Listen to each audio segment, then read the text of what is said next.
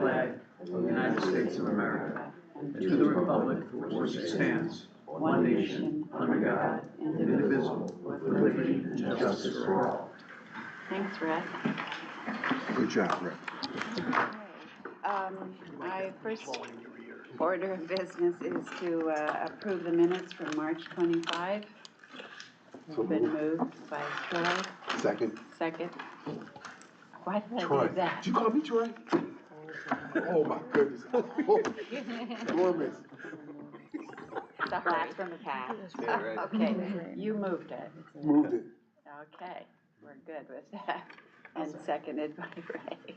All those in favor say aye. Aye. Opposed, motion carries. Okay, any public comments? Is anyone signed up to speak?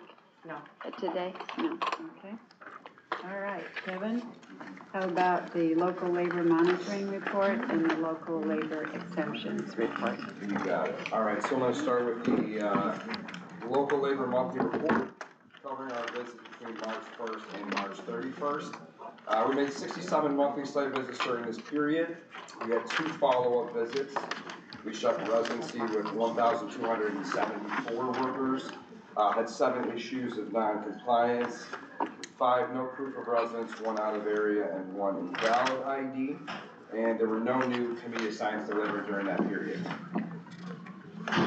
Any questions on that? Okay. So now I'll move into the approved waivers, which is a little bit longer than last time. So have some patience. But I'll stop after each one if you have any questions. So the first one I have is for Fairlife Universal Electric Service. This waiver was submitted under significant cost differentials. Universal Electric, based out of Souderton, Pennsylvania, will be performing electrical work at Fairlife, located in Webster. They are seeking exemption for a portion of the electrical work on the project and work with the Builders Exchange and local trades to find potential bidders. For the 5 bids the project received, 2 were from the local contractors, but their final price was significantly higher than Universal. Fairlife has provided quotes from all contractors, proof of bid invitations, as well as meeting notes from their discussions with the trades. And it should be noted that local electricians are still working on the project on other scopes. Are we okay with that? Questions? Who I was asking Ray. Yeah, again, my opinion was that I think that the price points there were significantly different, partly because of the bid structure and that this company potentially being unaware of some of the circumstances on the project. For one being is that there can be no food and beverage inside the facility itself, so the local contractor taking into account that the workers have to physically leave the site in order to achieve their breaks, whether or not this company was made aware of that, but that's significant cost and time, as well as Haskell, who was the general contractor, safety provisions that they have what they call a ground person. So when there's any aerial work being performed, there's a person on the ground, essentially non-productive labor. So whether or not they were taking that into account, I think, and speaking with our local contractors, that was one of the things that would probably do that offset the price point. But apparently they are aware of it and they're going to adhere to it. So if their number is their number, that's what we'll have to adhere to. Okay. Makes sense. Yeah. No. Kevin, who are the other local electrical I don't have that list in front of me, but I can provide that to you via email if you're content with that. All right, thank you. Sure, I will do so. Any other questions on this waiver? Okay, so the next one I have is for Del Monte Development LLC, and the company is for Menard USA.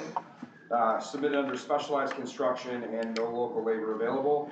Menard USA is located in Syracuse and performing design build services for a specialized ground improvement system of the Del Monte Development Project, located at 460 East Henrietta Road in Rochester. Menard USA will be installing stone columns using specialized drilling techniques, which requires drill rig certification. The crew will consist of only 2 out-of-area workers, while also utilizing 1 local forklift operator.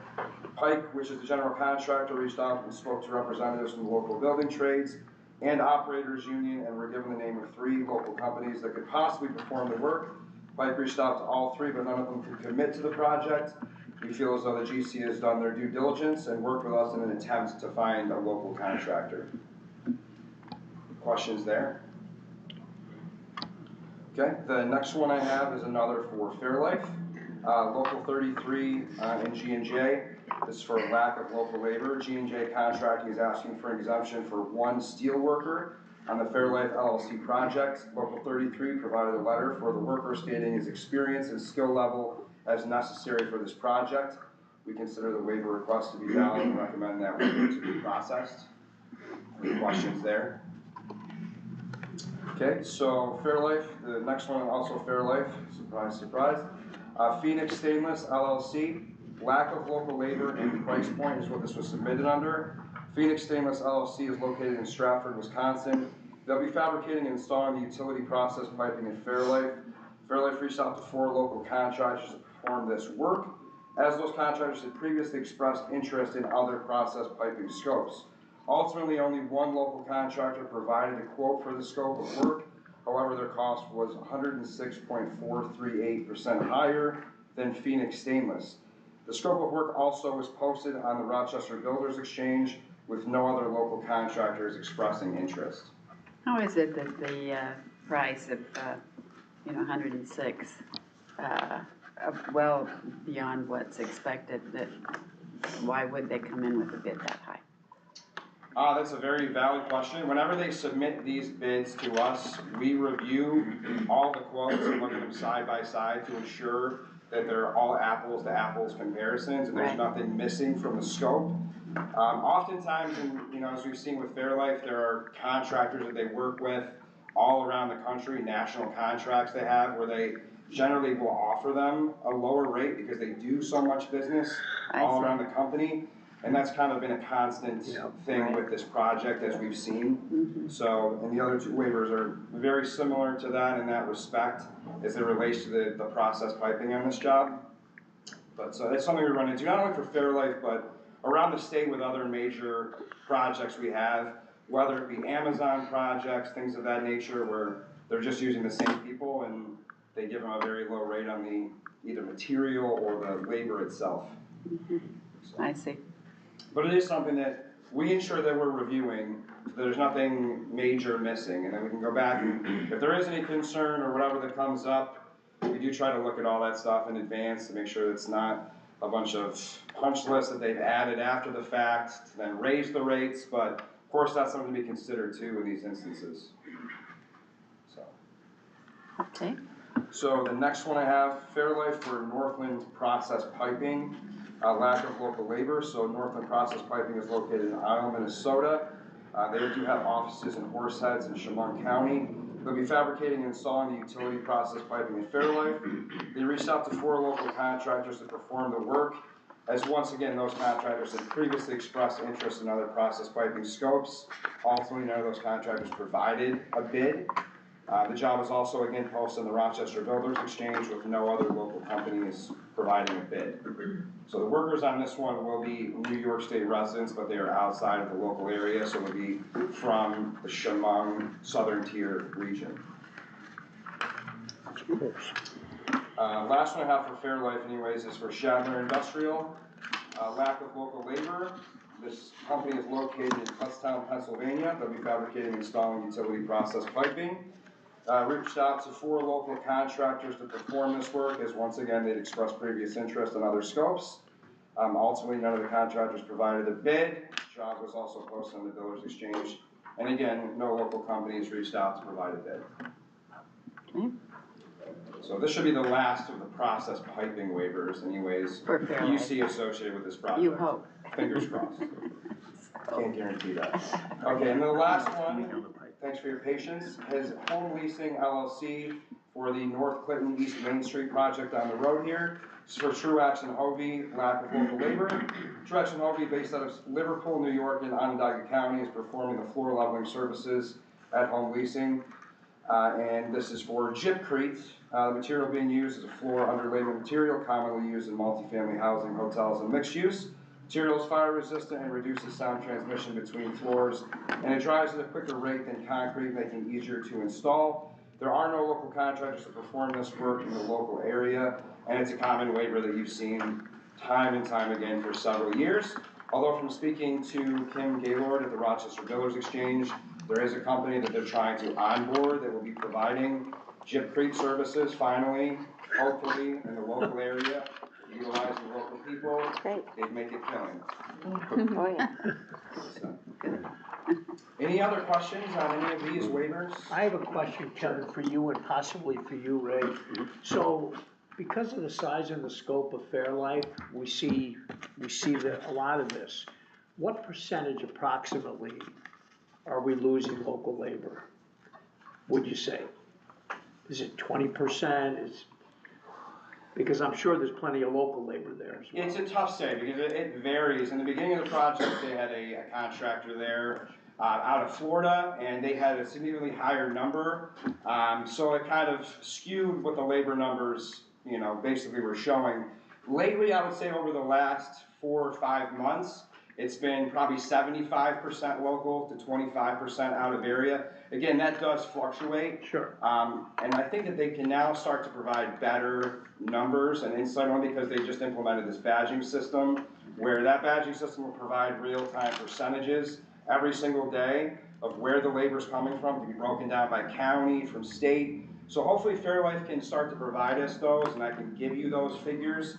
I mean, obviously, you've seen a number of waivers for this particular project.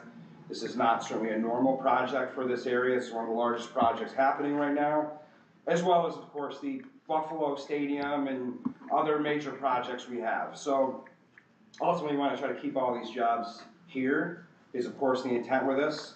We want to see 100% local labor all around, but in this one, it's just not realistic. And again, these companies bring in their national contractors they use oftentimes, but as I said, as of late, it's been more of a 75-25, as we noticed, and hopefully that will just get higher as we get closer. And I think that speaks volumes for local labor, a project that size, Bigger number.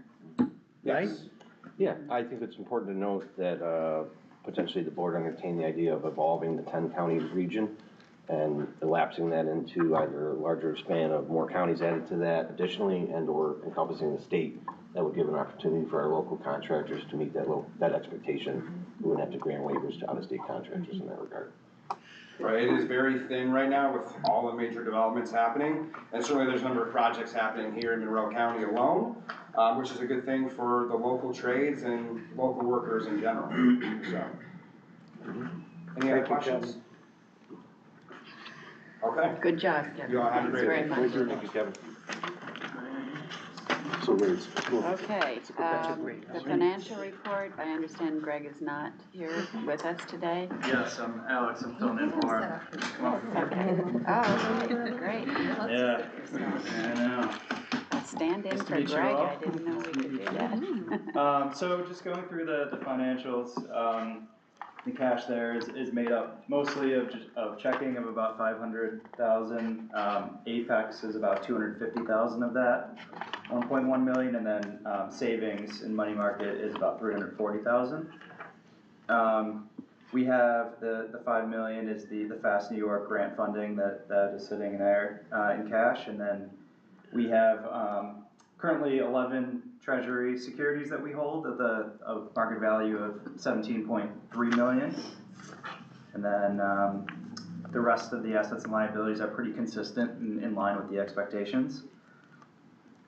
As far as the statement of activities, the fee income is a little short of budget, but mainly because we've spread that 2 million for the year evenly over 12 months, and it's difficult to predict the timing of those coming in. But we expect that to kind of even out as the year goes on. And then on the program community development side, we also are short of budget, but that also ties into the fact of trying to predict the timing of when those are going to come in throughout the year. But consistent with the fees, we do expect the outflows for that to even out as the year goes on. And then for workforce development, we have set aside 7.4 million for funding. And then committed about 6.7 million to the various programs, so there's 1.7 so far available for additional programs under that. And then overall, the rest of the activity is pretty well aligned with budget. The increased interest income is driven by the increased investments since last year end. Okay, any questions on that? All right, thank you very much. So we also have, is it Steve Caro or Mike Cicero? Mike's here. from- Can you take one and pass it? Mike is here from High Probability Advisors, wondered where that and they're going to give us an update on the investments as part of their mandate to touch base with us quarterly Yes. and give us an update, so. And we will give an abbreviated summary. We had met with the finance committee a few weeks back. So just, it's been very calm in the market. It's been very, very interesting. Q1 and beginning of April. Really, just to back up, Q1, markets were trending very nicely through about Valentine's Day, and at that point, started to fall off, and then significant volatility, since April 1st. It's been a spectacular time to hold bonds, treasury bonds specifically. Throughout the quarter, we added 3.5 million. Cash came in. We bought, a few treasury bonds to add to the tail end of the ladder. So that was done, within 24 hours of receiving that cash. And then we had an additional bond mature later January, which was for 2.4 million, which also was invested at the tail end of the ladder, so meaning about 2 years out. Throughout the quarter, yields did drop about 50 basis points, from a market standpoint, but we did see, again, as there was fear across the market, the value of these treasury bonds did increase as the entire market rushed to safety. So overall, we're very happy with the structure. It's laddered. You have bonds maturing, every 2 months, 2 to 3 months. So you have a decision point, when those mature, whether to utilize that liquidity or to reinvest it back in. The next bond that matures is actually today. So that money will be invested in tomorrow in basically the April 2027 bond, which is yielding about 4%. So overall, the portfolio's yield to maturity is 4.2%, which we're very happy with. Again, pleased with the structure. If something happens drastically to yields or within the environment, we can choose to, buy bonds that are a little bit closer, more recently dated, as opposed to all the way out to the 2-year limit. But for now, we're very happy with taking kind of that longer duration. We think, if anything, yields will probably, in the short term, may drop. So we're happy to lock in those longer yields if possible. The next bond does mature on May 15th, so we'll have another decision point, just 30 days out. And so year to date, what's our?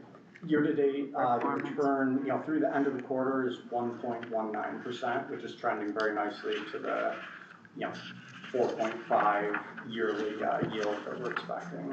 And the market value as of yesterday, and it may differ slightly, is $17.5 million within that account.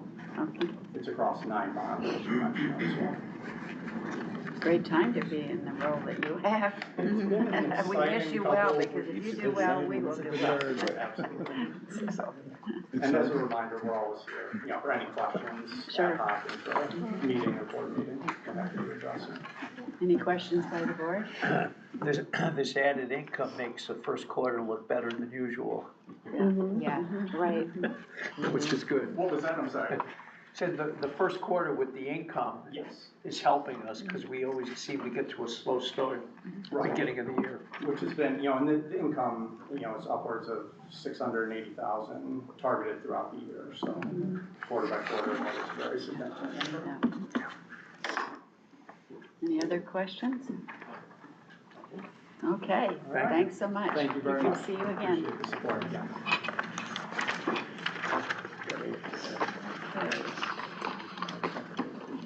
All right, that concludes our finance reports. Financial reports. And we're moving on to our project applications. The first one is Cascade District LLC. Anna, want to review that? Thank with you, us? Ann, absolutely, and this is the second presentation as the applicant presented at our March board meeting. The proposed Cascade District project involves the renovation of an approximately 230,000 square foot industrial building into a mixed-use development in the city of Rochester. The building currently houses 32 loft-style apartments as well as some commercial tenants. The existing loft will undergo extensive renovations, and an additional 58 one- and two-bedroom loft-style apartments will be constructed, bringing the total number of residential units to 90. Additional commercial tenants will be sought to transform this space and bring new life to the area. The applicant is seeking approval of a real property tax abatement, sales tax exemption, and mortgage recording tax exemption, and is committed to having 20% of the units set aside as affordable for those earning up to 80% of area median income. The $22.7 million project is projected to create 1.5 FTEs and has a benefit to incentive ratio of 5 to 1. Okay, thanks, Anna. Do we have Mike Spalletta here? Yes. Please join us at the podium and feel free to tell us more about your project. As was discussed a few weeks ago, Anna pointed that out, with the 58 new units, there's actually 60 new units because 2 are getting knocked out because of rearrangement, but 90 total units, and the about 9 commercial tenants is getting a total renovation of the existing vacated units. And obviously the new units are getting put in, and also life safety is getting upgraded also. The building, in a lot of ways, with the sprinkler system, it's not up to code, and it's going to be upgraded in this renovation project, including 2 renovated elevators and 2 new elevators that are going in, with some common space, gathering area, an exercise facility, some work to the underground parking, and exterior of the buildings, get some historic pointing up. What's the age of the building? Well, they're all over the place. Some well over the Norton building, well over 100 years old, about 125 years old. And then the buildings across the street, which we call building 1, 2, and 3, but 72 to 78, Cascade. There was a couple additions. There was an addition put on in the 60s. So we broke it up with building 1 and then building 2 and 3, because I guess building 2 was added in the middle, which connected them years ago, back in the 50s and 60s. Those buildings are mostly commercial right now. Most of the residential units are in the Knowlton building at 69 Cascade, which is where we're going to be starting at 69. What type of commercial? Excuse me? What type of commercial? There is some office space. Frontier Abstract is there.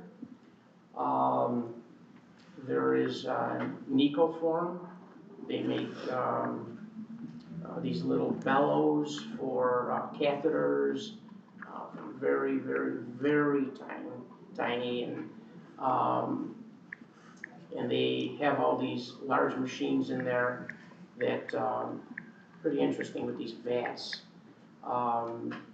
Their lease is up end of the year. They're going to be extending. Rochester Software is in there. There's a couple of attorneys in there, small attorneys. It's Harrison. Let's see who else is in there. Knoxville is in there. They do internet, housing via internet, and things like this. So it's pretty diversified range, commercial tenants. And the tenants that are right now, there's this ASAR. They're a non-for-profit. There's something with the city school district. Is also in there. This Fish and Crown. They're staying. That's pretty much covered the commercial tenants that are in there. Fair amount. Excuse me? Fair amount Yes. of commercial. It's about 12, 13, 14% of the whole facility is commercial. I see. So we did receive some new information on stabilized pro forma market rate, I think, since we last talked about this project. Anybody want to add to that? Are you talking about the information that was Sent to us. Right. by MRBP? or? No. No, Came I had from forwarded Robin. his pro forma that he had sent Okay. me, Can that's all. you add any detail? Not really. Do you have Did it? everyone get a copy? Of I the know pro forma, Robin yeah. sent this Yeah. to us. Yeah, and I clarified the market rate range. Right, you did, yeah. So any questions on that? All right. Okay, so there was a public hearing held on, April 10th. Is that okay? Anybody no speak up? public comment. No comment, okay. I'll ask you our local labor questions. Are you aware of our local labor policy? Do you anticipate any local labor exemptions at this time? Not this time. And are you aware that any exemptions need to be requested 45 days in advance? I am, Okay. And the seeker process is complete. I'll now ask for a motion for inducement and final resolution approving a real property tax abatement, mortgage recording tax exemption, and sales tax exemption. Is there a motion? Thank you, Rhett. Is there a second?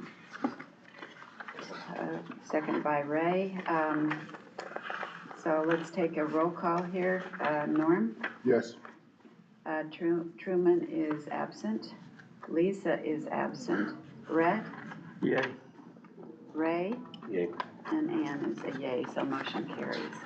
thank you. Thank you very much.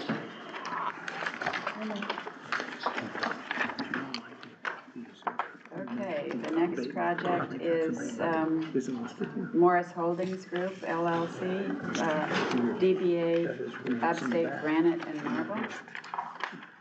Good afternoon, everyone. Afternoon. Anna, do you want to give us the overview? Certainly. Morris Holdings Group LLC, DBA Upstate Granite and Marble is proposing the construction of an 18,000 square foot building to house operations and serve as a warehouse, fabrication facility, and showroom in the town of Henrietta. The new facility will feature a state-of-the-art cutting machine and new machine center, which will result in increased operational efficiencies. Upstate Granite and Marble plans to create 20.5 FTEs in addition to their existing 14.5 FTEs. The $4.6 million project is seeking a real property tax abatement, mortgage recording tax exemption, and sales tax exemption, and the cost to benefit ratio is 35 to 1. 35 to 1 is good. All those in favor? Yeah. All right, so Brian, you're an owner. I am the owner. You want the owner. You want to tell us more in detail or whatever you'd like to? Well, Give currently us. my operations is being rented out, out of a roughly same size facility. However, there are some limitations in the building. One of them is, just controlling, dust. So that's a major, concern, in the industry. And the other thing is I have, a lot of customer experiences where they have to walk a long distance to go to my warehouse to see the product that they would like to have installed in their kitchens. Also, the facility that I'm holding is limited, so I am looking at growth, particularly in Syracuse and Buffalo area in the next couple of years. So to help that, and Wolf Royce has been helping me to maximize the opportunity on the new piece of land that we're looking at, so. Hopefully, any other questions I can help? I'm sure that's a great business to be a part of, you know, for the marble, the granite. There's surely a lot of demand for that. There is. Yes. Yeah, I'm very pleased to see you're expanding Yes. and adding jobs. Yes. Sincerely. We like 35 to 1. Yeah. That works for us. We like jobs. Jobs, jobs, jobs. Jobs, right. Any So, questions? in your current warehouse and now with this new cutting machine, I'm gonna assume you guys wear some sort of protective gear for breathing?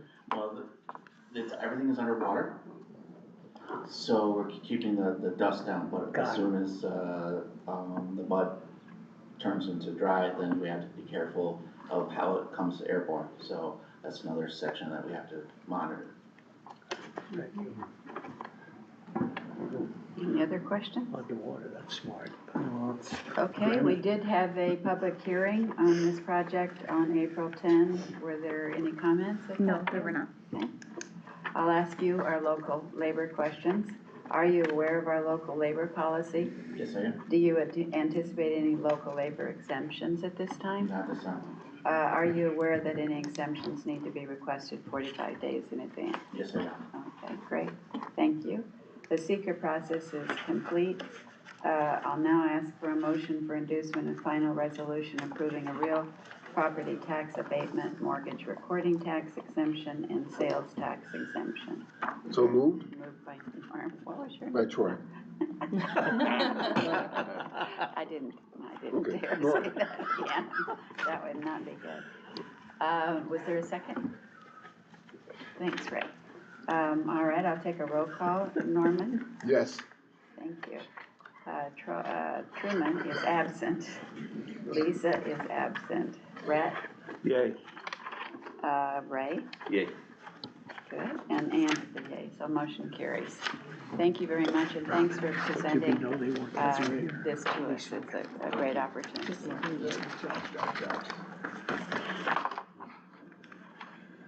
Okay, the next project is XC International LLC, Canal Woods. Anna? Thank you. XC International LLC is constructing a new 42,000 square foot warehouse with office spaces for its tenants, Cargo Transit Incorporated and Extreme Logistics Transportation Incorporated in the town of Chi-Lai. Both tenant companies specialize in transportation of general freight and dry goods. Equipped with 18 loading docks and located near a major highway, this new location will reduce transit times, increase capacity, and streamline distribution for both companies. Cargo Transit plans to create one FTE in addition to its 3 existing FTEs, and Extreme Logistics Transportation plans to create 2 FTEs in addition to its 1 existing FTE. The $6.4 million project is seeking a real property tax abatement, mortgage recording tax exemption, and sales tax exemption. Cargo Transit and Extreme Logistics Transportation are each seeking sales tax exemptions. The cost to benefit ratio is 7-to-1. Thanks, Anna. We have an owner with us. You are? Good afternoon, Andre Kirsch, and then Jerry. Okay, great. Would you like to elaborate more? Yeah, we're just looking to expand our warehouse space. We're at a 5,000 square foot warehouse with smaller office. We want to get a little more space for the warehouse and the office is get help with personnel. And we run pretty much coast to coast, so from here to the west coast back. We just need a little more space and parking and just overall warehousing and office also. So Jerry does the same thing as me, so we're going together. So it's general freight and dry goods? Yeah, food, drinks, anything non-hazmat, so pretty much anything, building materials, desks, couches, whatever, we ship it all. Who's your typical customer? We go through brokers, so we have like a board we find rolls on, so pretty much J.B. Hunt's, Schneider's, C.H. Robinson. Snyder's. So we go through all that, so it's a little bit, so it's all a dry freight, non-refrigerated, non-hazmat. It's a good size, 42,000 square feet. Yeah. Well, it's gonna help me out, because we're already tight as it is, and the office is already tight, so it's gonna help us a little with growth, so we're hoping Keep to growing, right. add more for the office personnel, because we're kind of one on top of another, so for the desks and everything, so we're kind of hoping to add 2-3 more people, not growing, so. And you're mainly domestic? Yes. Okay, any other questions? All right. So there was a public hearing on this held on April 10th. Were there any comments? No, there were not. I'll ask you our local labor policy questions. Are you aware of our local labor policy? Yes, I am. And do you anticipate any local labor exemptions at this time? No. Are you aware that any exemptions need to be requested 45 days in advance? Yes, I am. Okay. The seeker process is complete. Now we need a motion for inducement and final resolution approving a real property tax abatement, mortgage recording tax exemption, and sales tax exemption. Is there a motion? Brett, thank you. Norman, thank you. I'll take a roll call on this now. Norm? Yes. Truman is absent, Lisa is absent, Brett? Yay. Ray? Yay. And Ann is a yay, so motion carries. And thanks for expanding your business here, staying here. Thank you for your time, appreciate it. All right, thank you. Rachel, the property that we are in the process of selling. Okay, let's see, it looks like we're ready to do Business, yes, right? Yeah. But that's not the same. Retain. Close, one letter out. That's right. I mean, it's close, child, I ride. Okay, so, our next item on the agenda, Anna is going to talk to us about, it's regarding the retain program that we have helped to fund previously, and so we're being asked for additional funding, so I'll turn it over to you. Thank you, Ann. The RETAIN program it's actually an acronym. It stands for Rochester Emerging Talent and Innovations Network. This program originated as a pilot established by Monroe County Industrial Development Corporation, which we refer to as your sister board, back in 2023. And it is an incentive program to help keep graduates of area colleges and universities and trade schools, as well as the community college system, in Rochester after graduation. And last year, what we did after a successful pilot year was partnered with the Greater Rochester Chamber of Commerce and Campus Rock to help us administer the program through their infrastructure of resources and services there. The Chamber established a talent strategy division in recent years. Barb Eganhopper is with us here today. She's the Director of Talent Strategy for the Chamber and Campus Rock, and Andrea Tuttle, who is the Talent Strategy Program Manager, who's running the RETAIN program. This request represents an increase from what was approved last year. COMIDA joined MCIDC in funding the program in 2024, effectively doubling its size and funding. And the program was budgeted at around $240,000 last year, a little less than that. This request is slightly more, COMIDA's share being $160,000 as far as this request. And there are some slides here in your packets, and I'm going to turn it over to Barb and Andrea to walk us through this information, providing us an overview of the program thus far and what today's request entails. Great, thank you so much, thanks for having us. And listening to Kevin earlier, it seems like this is a really good program, right, with all the exceptions of the local labor. As he went through all those exceptions, I was like, oh my God, this could be more. I know. So hard, the labor shortage is for sure a big thing, so we want to keep it here in the area. That's what the Talent Strategy Department is all about. So I started the department about 5 years ago under the chamber, and everything we do is how do we bring more talent into the region, how do we retain the talent that we have, and how do we connect that talent to jobs. So we do that through a lot of different programs, and this is one that is really focused on that college age, recent graduate cohort. So right now, overall, across 18 colleges and universities, we retain about 1/3 of our graduates, and our goal through Campus Rock is to really increase that number. So as you can see, the program kicked off last year. I think that slide 3 is the program eligibility. So we look at colleges, universities, trade schools, really runs the gamut on where we recruit these new graduates from. They have to graduate within 1 year. They have to have a starting annual salary no higher than $85,000, be 18 years or older. And we prioritize employees that are working at minority and women-owned businesses or in highly distressed zip codes. So you can see a couple slides into that, we had 21 participants this year, and you can kind of get a sense of the different titles that they had, from manufacturing engineers, optical engineers, which we desperately need, mental health, we have several in healthcare, accounting, recruiters, marketing, so it really is a wide range of talent. And then you can see on the next slide, like, where they come from. So they include profit, non-for-profit, government, and even self-employed individuals. So I won't go through all this in detail since I know you've got the slides in front of you, but you can tell, like, what we did is Andrea kicked it off with a welcome event in October. And the focus here is we want these students to not only stay here, but we want them to connect to others so that they feel a real tie into our community. And we know that the one way you get people to do that is to connect them to people like themselves, right? That they get to know, they become close friends, they do things together, and Andrea's hosted a bunch of events. We had a kickoff event in October at Roarbox, which was super fun, and they got these fabulous water bottles.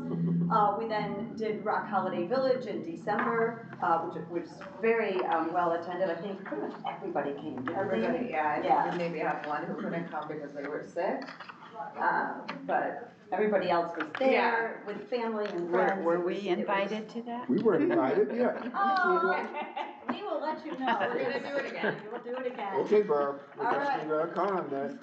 Let's make a note of that, right? Okay. January 10th, that we had Sean G, who did a branding event for them. So just like, what's your personal brand and how do you market that? And then March 19th, they did a day where they were into the Rochester City Schools.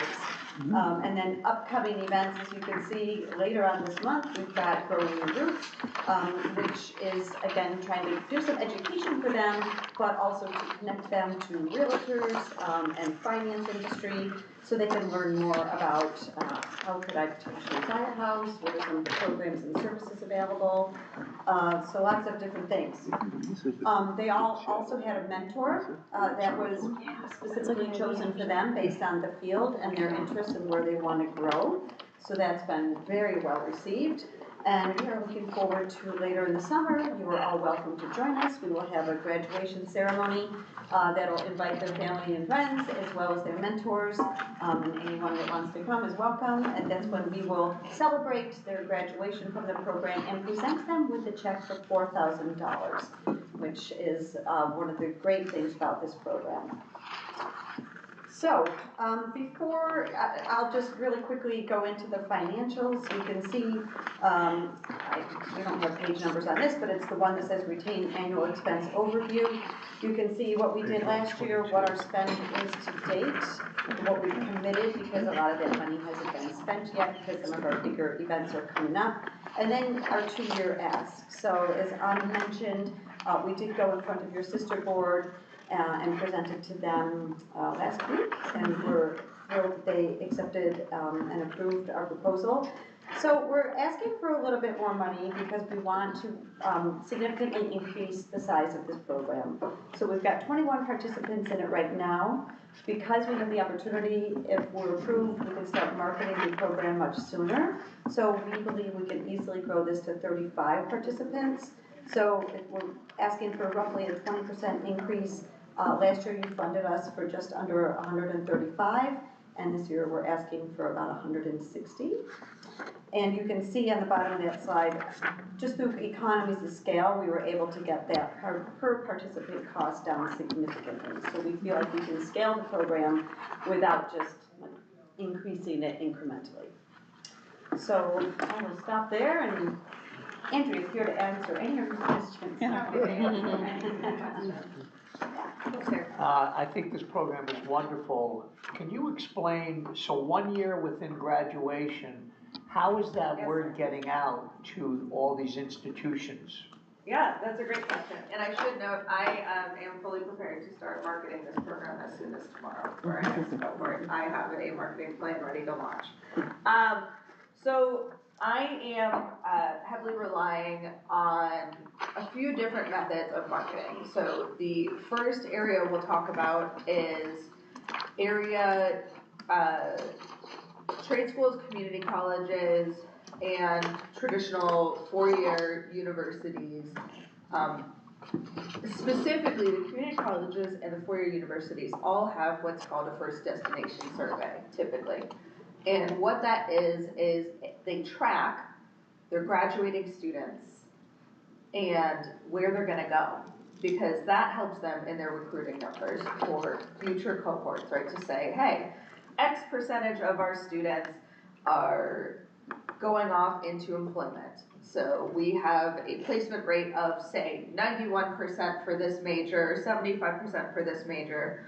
Well, reaching out to those universities and saying, would you be willing to advertise this program to your FDS list?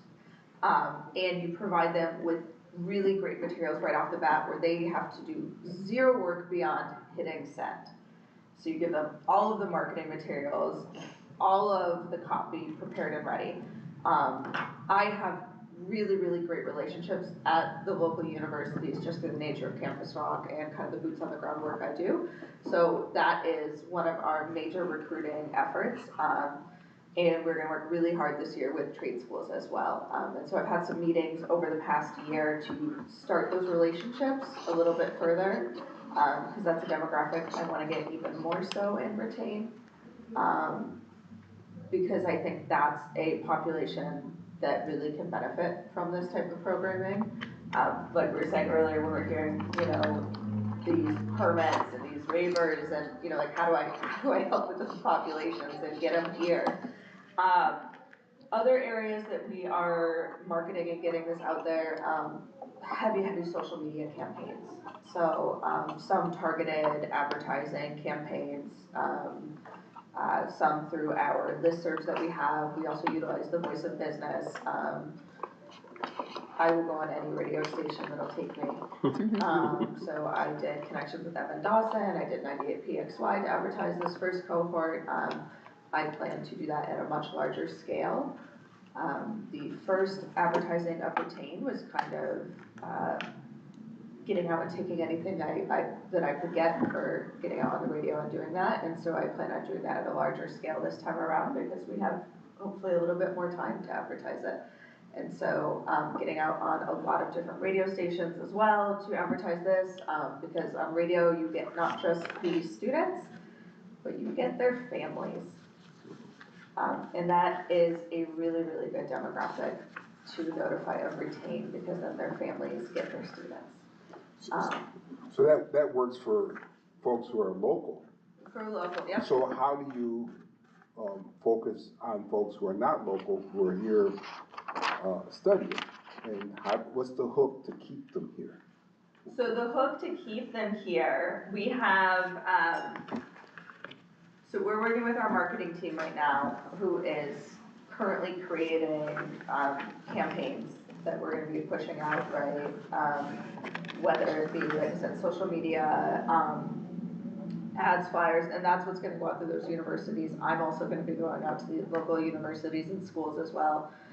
I have a meeting, my first meeting is set up for even tomorrow to go out and talk to one of the local universities to get out in front of those students. So targeting the bigger institutions that have more students from elsewhere, specifically in a really big way to say, hey, here's why Rochester.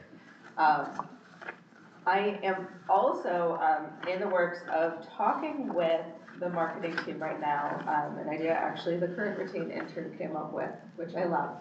And this really goes towards why you should trust your interns, with creating a piece of copy of some sort, and I'll tell you, we just literally came up with this idea Friday, so it is not fleshed out, so I will talk to you about this kind of in broad terms, but a piece of copy that we can maybe provide to local employers that can be provided with their offers of, here's a fantastic program that exists in Monroe County as an additional perk, right, of this is something that we can put with our offer letters to help us compete over other offer letters for other areas. It helps us compete above offer letters from Denver, from outside areas. So yes, Rochester, here's X, Y, and Z reasons Rochester is fantastic, and this great Retain program also offers this $4,000 incentive is a big part of it. So to go along with that, is local, are we talking about Rochester and Monroe County? Is local a little more than that, or currently is that? For schools, for employers, For your cohort? For my cohort? Yeah. It is only for folks working in Monroe County. Okay. I think to drill into those two questions and tie them together, what I think Norman and Rhett are looking for, and please chime in and correct me if I'm wrong. What's the percentage of, in the current cohort, the last couple of years, how many of them have been originally from outside of the greater Rochester region, non-natives per se? And then they became Rochesterians or are becoming Rochesterians as a result of the program? Because that's the end goal here, is to keep more of our non-native graduates here and out of the country as well. Yeah, but anybody who's not originally from this market. So I don't have a set number, but I do know we have a decent amount in the program of non-native Rochesterians. That would be great if we could see that breakdown, yeah. I could look that up, I don't Yeah, know. we can look it up, I just do it. Yeah. I'd have to pull the cohort. Okay. To like get the firm data, but I can think of off the top of my head of a few. That would be a great measurement, because, you know, 25%, I'm gonna say, roughly. Yeah. Okay. Yeah, but they have that actual, they're keeping folks that came here for education and not leave. Yeah. And we got them sold to Rochester, and I think that's a great impact. Yeah. Because that problem is at the core of why the program exists. Exactly. We're exporting, say 60% of our area college and university graduates are leaving. We're gonna keep more of them here. That's why we established the program. Right, and we do have other programs in the talent strategy department that also focus on that, right? So recruitment of veterans is a separate program. And this week I launched Greater Rock Global, which is an international recruiting program.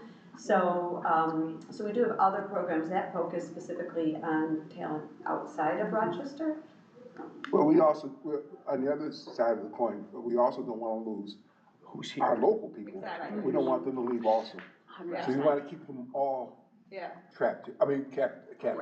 Right. That's true. Keep them all here. Not Not allowed to gonna leave, yeah. You know, Trapped here. Sometimes I feel trapped. Easy, Troy. Especially this time of year. Yeah.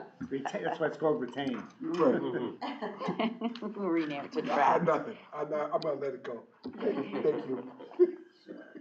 Okay, so we need to take a vote here. First of all, I need a motion to approve the execution and delivery of a contract with Campus Rock to support year 2 of the retained program for $160,800 for 1 year. Is there a motion? So moved. Moved by Norman, second by Rhett. Any other comments, questions? Troy. All those in favor say aye. Aye. Opposed, motion carries. Congratulations. Keep up the good work. Thank you. Thank you. Thank you. Thank you very much. I'm gonna add that data gathering question for our application. Oh, for the cohort Yes, too. thank you. Where did you grow up? Yeah. And just as a side note, if you were able to get the slides electronically, the very last slide is a video, a testimonial, that Andrea had done for promotional purposes. And it's a couple of our current participants talking about like what the retained program has done for them. So if you have it electronically, you can queue that up, and if not, we'd be happy to send it out. And actually, one of those participants grew up in Oregon or California, I can't remember which, but a long she ways is away. certainly a non-native Rochesterian. That's great. That's good. Thank you very much. Thank you. Thank you. Continued, good luck to you. So, any other items to come before us? No, we are cranking along with the Paris report. We hope to have an update again. I didn't want to ask Yeah. you. Great answer. Just do that. Yeah, they're doing all the work this year. You're not doing- you're I'm not just helping an out? observer. No. Not finished helping yet. out? Still going. Well, You're getting close. Problem is we have this other job Or we you, have to do. or you're just waiting for input from some. We're down to like less than, I'd say maybe 10 to 12 who haven't responded yet, which is really good, and now the hard part is getting it all the data. It just involves us sitting down for 8 hours at a time without Distractions. Yeah. So Rachel, you haven't been Without helping us. out at all? They haven't needed me yet. I have Right. a stack, I And have then a I'm- stack, a Rachel stack that she's gonna have to Oh. go through. I haven't told her about it yet, So, but yeah, we have so, stacks. does he know anything about it? My, He's gonna Do learn. you? I'll figure it out. Oh, He's gonna figure it out. No, I wanna have this done by Before, baby day. Oh, I thought you said Labor Day. Baby day. one in the Same thing. So, yeah. Yeah. Okay, so the next meeting is May 20th at noon, and can I have a motion to adjourn? Moved by Rhett, seconded by Ray. All those in favor say aye. Aye. Opposed, motion carries. Thank you all very much.